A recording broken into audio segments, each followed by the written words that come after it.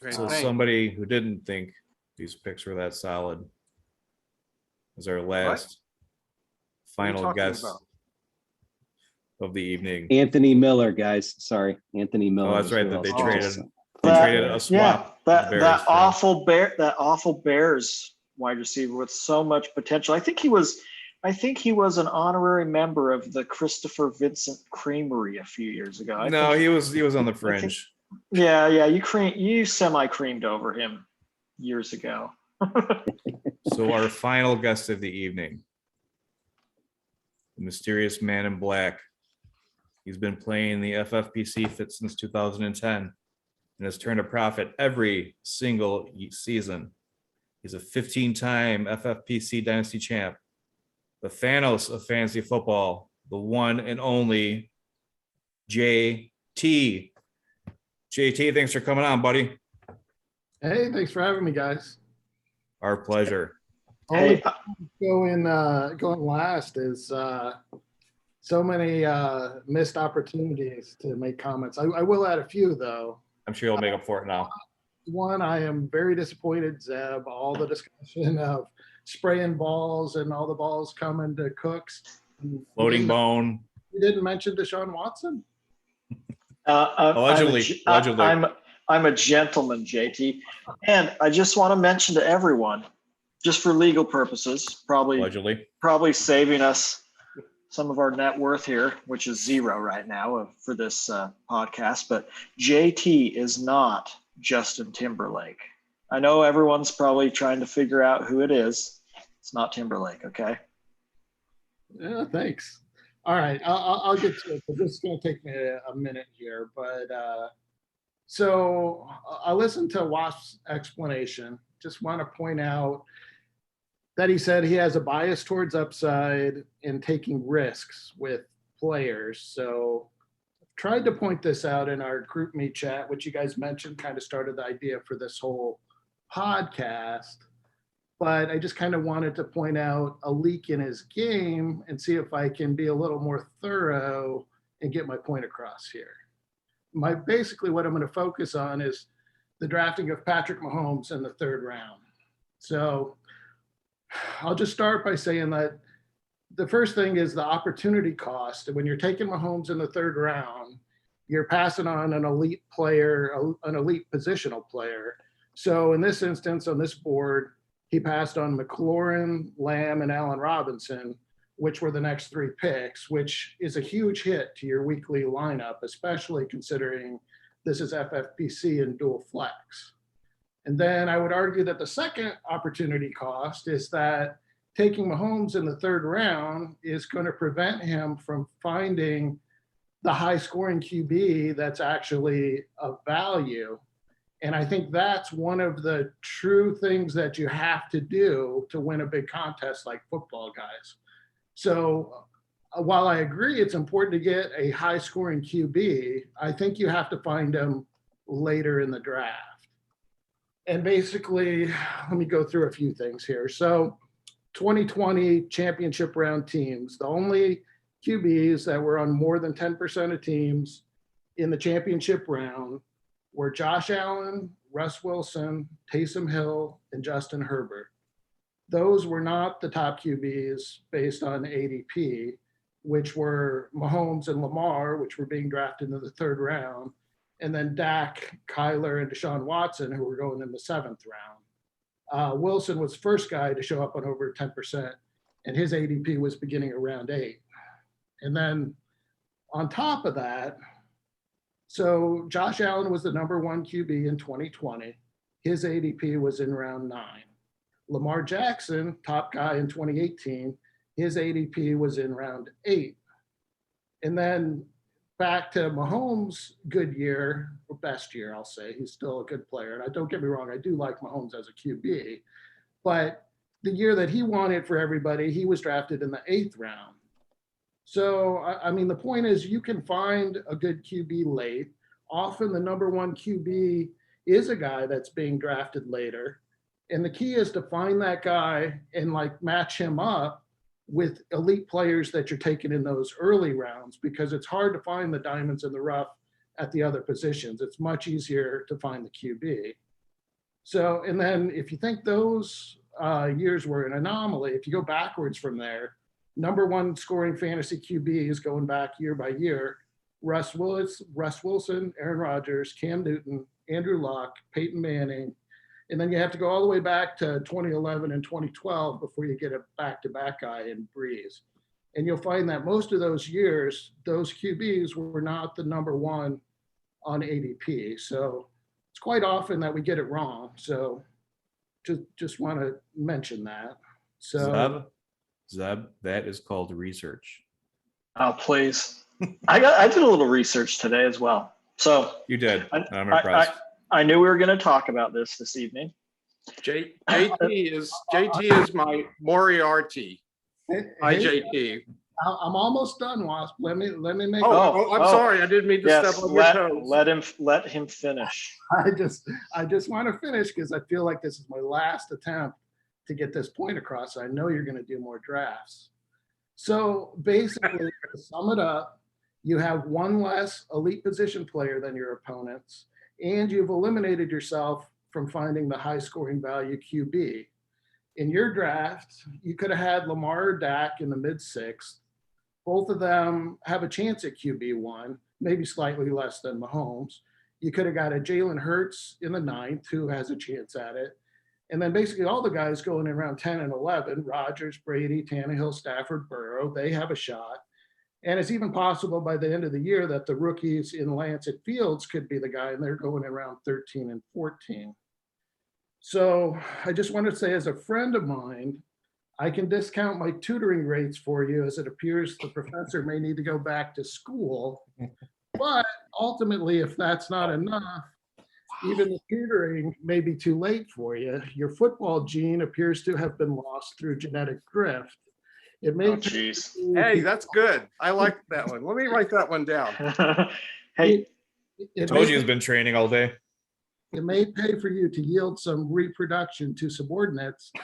oh, geez. Those subordinates to remain in society and reintroduce the football gene to improve future success. Maybe if you increase your staying incentives, you will increase the odds of success. God, you're talking dirty to him, JT. Keep going. Yeah. Kidding? Wow. I'm aroused now. Almost done. Football gene is a key societal Hey. attribute that should be focused on. And I would suggest using DNA fingerprinting to help test the.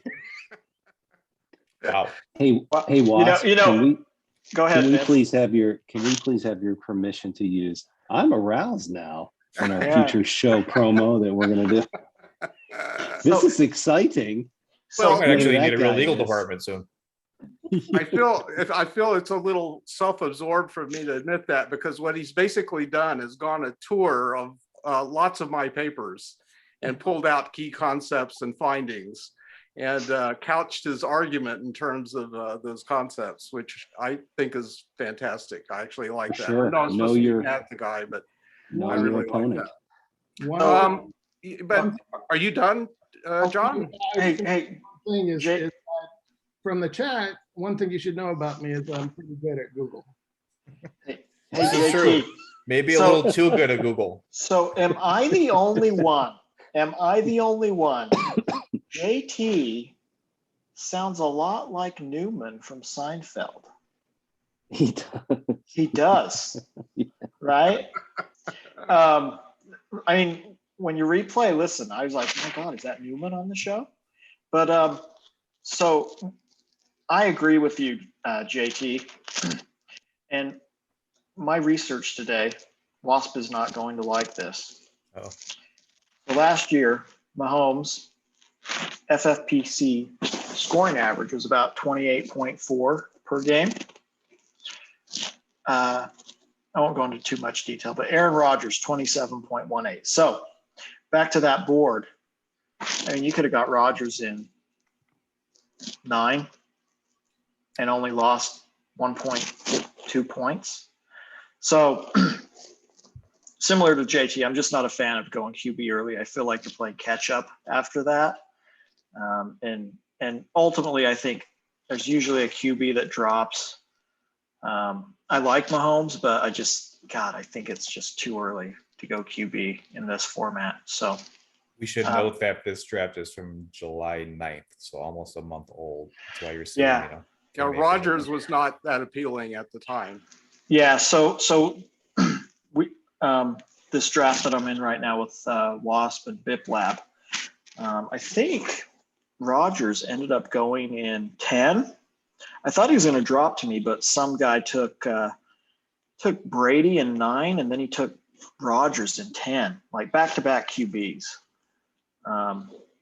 But yeah, so I mean, yeah, hindsight's 2020, but man, Yeah, it would take a lot for me to go round 3 QB. So I think go this ahead. is Go ahead. but yeah, let me respond to all the points. I think this is the common view, the points that you and JT just espoused. And I actually have 2 kind of modal ways of drafting. I don't always take the quarterback, early on. I wait until later rounds to grab them. This is something, as I pointed out before, that I was excited about because of a potential mini stack with CEH.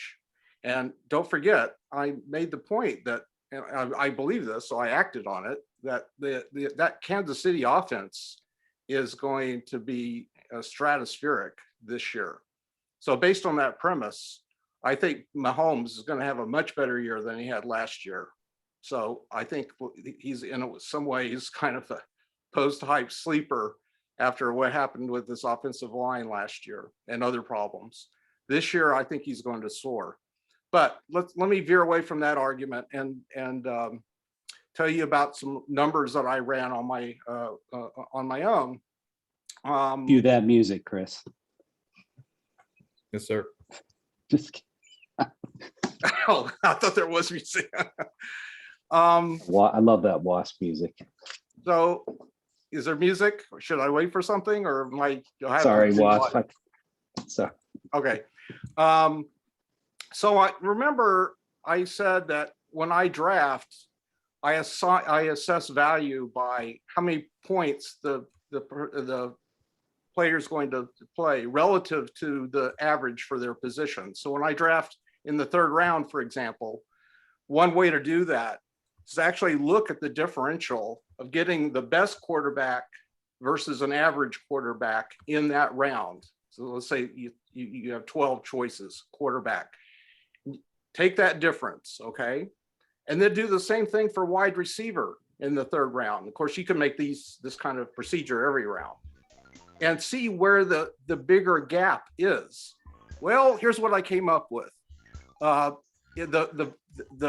best scoring quarterback, and this is using data from last year, that difference between the best and the mean was 55.6 points.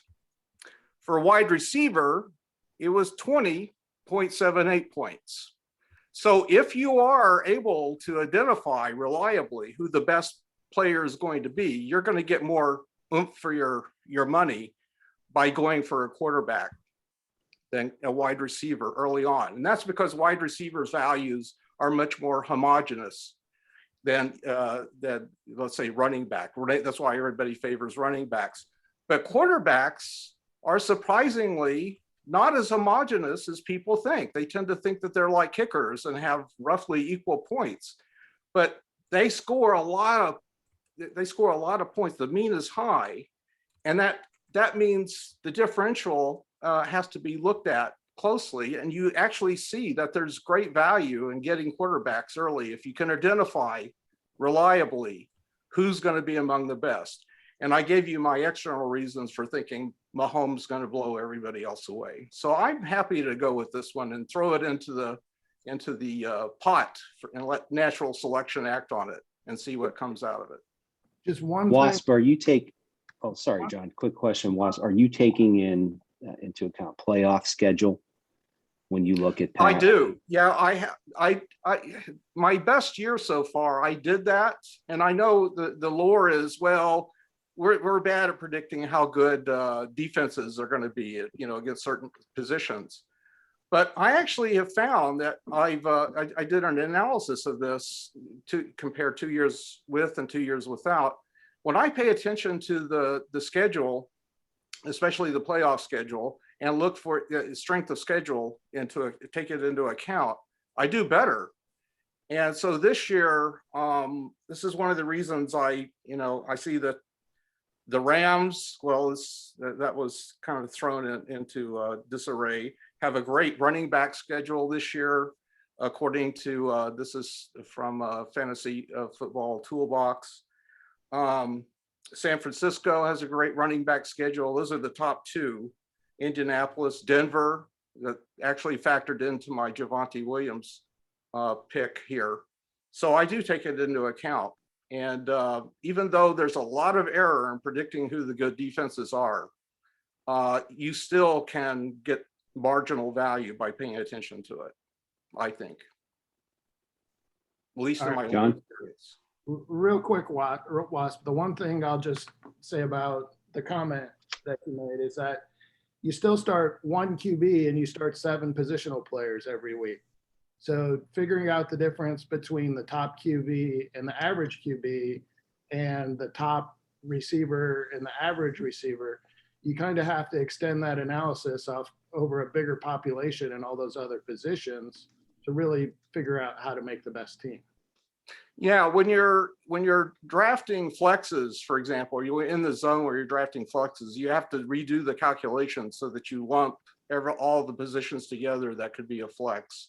And I actually have done that in the past, but it's not like I grind this through a computer. This is more of an intuitive feel after looking at differentials and seeing overall patterns. That's one of the reasons I think Kelsey is going so early this year compared to last year. Everybody noticed what a huge differential there was. Kelsey versus, the average tight end. The gap in those points is so great that everybody's pouncing on him this year. Yeah, I don't disagree with you. I mean, but I still think QB is harder to predict. And I know you're saying that you think KC's going to have a great year, but if you go back a year to 2019, I think Lamar outscored Mahomes by like 130 points on the season. So, yeah, Lamar had an amazing year that year. You're right.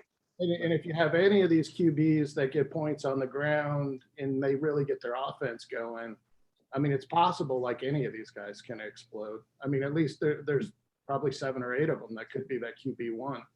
Could be, but I just really like what's around Mahomes this year with the strengthened offensive line. To me, that makes the difference, and that's why I was willing to gamble with this one.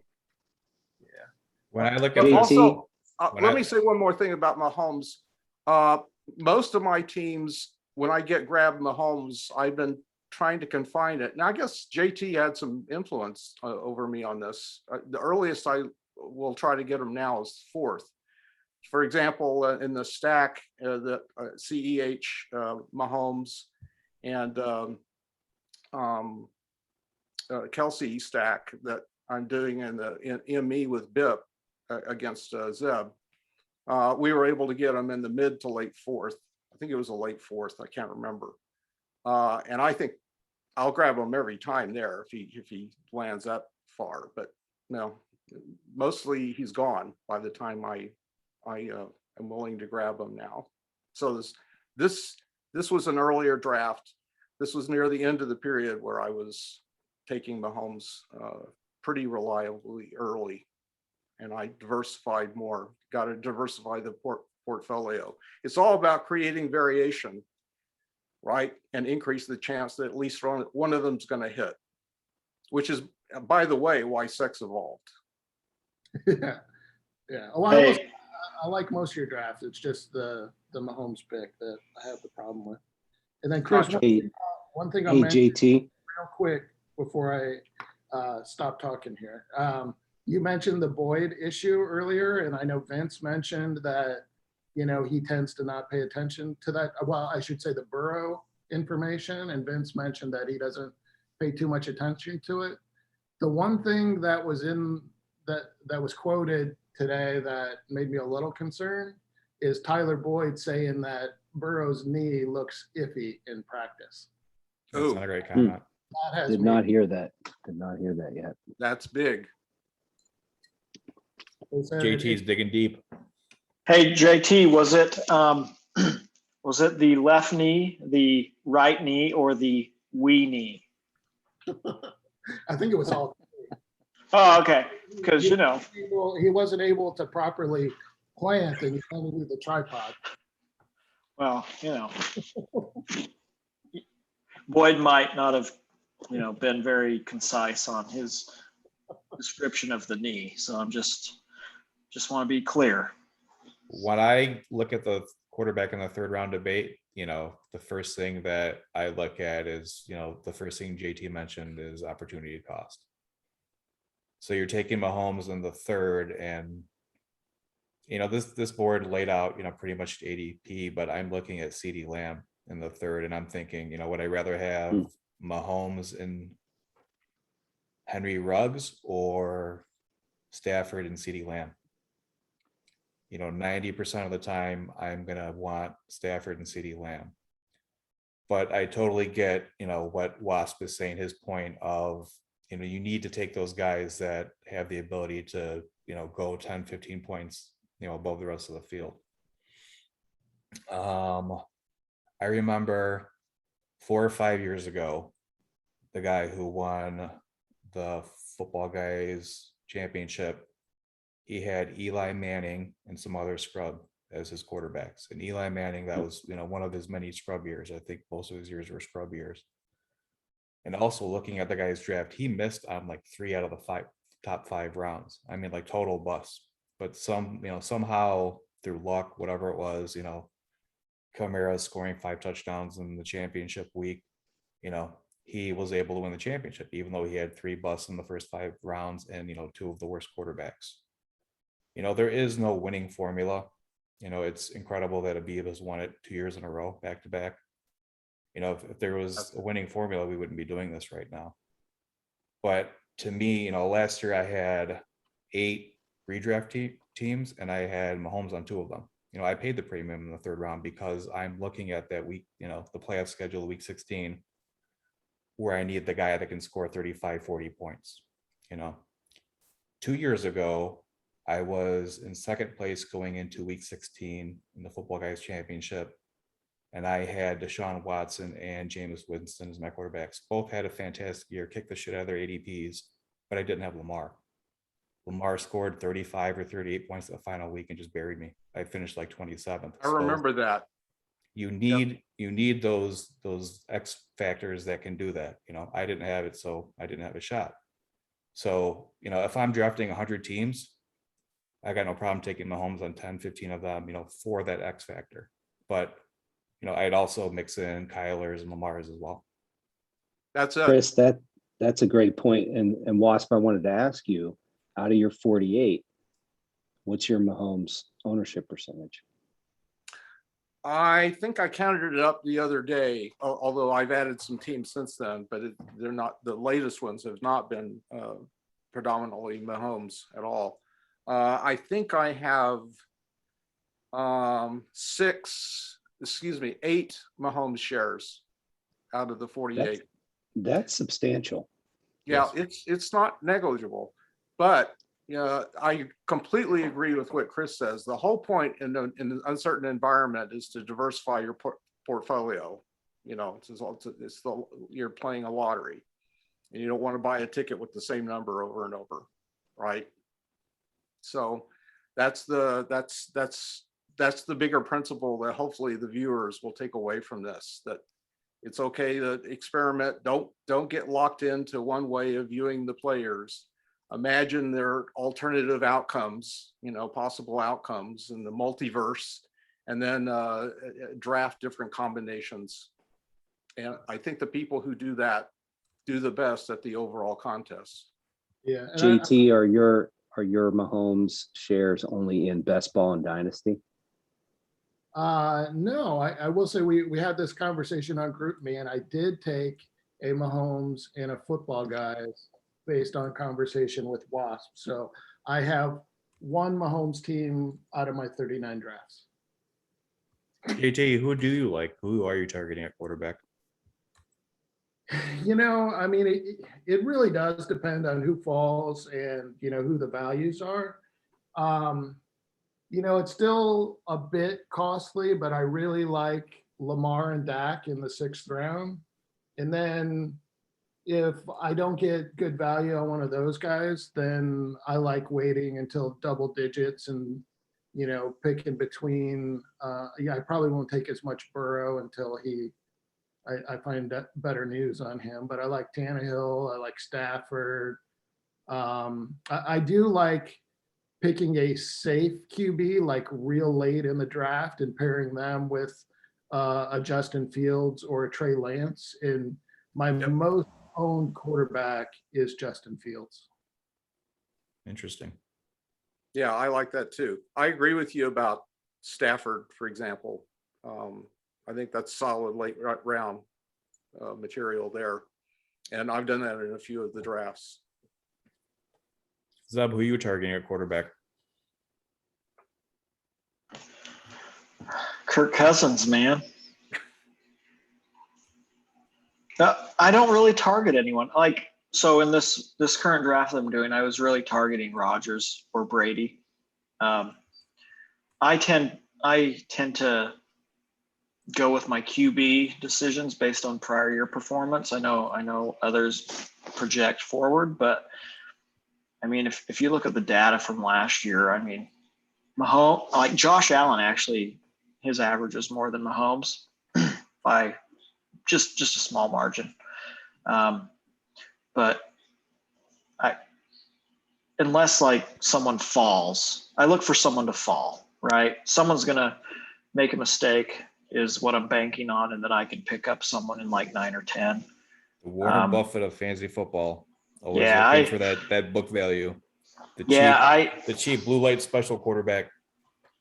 Yeah, I just, Wasp and I did a co-owned main event, and he was, sorry, Wasp, you're creaming yourself over Herbert. And I'm just thinking like, oh God, we can probably get Rodgers a round or two later. And we ultimately went with Herbert, but we could have got Rodgers, and that probably would have been a better decision in my opinion. But yeah, I don't get too excited for QBs. Now tight ends, I'm a fan.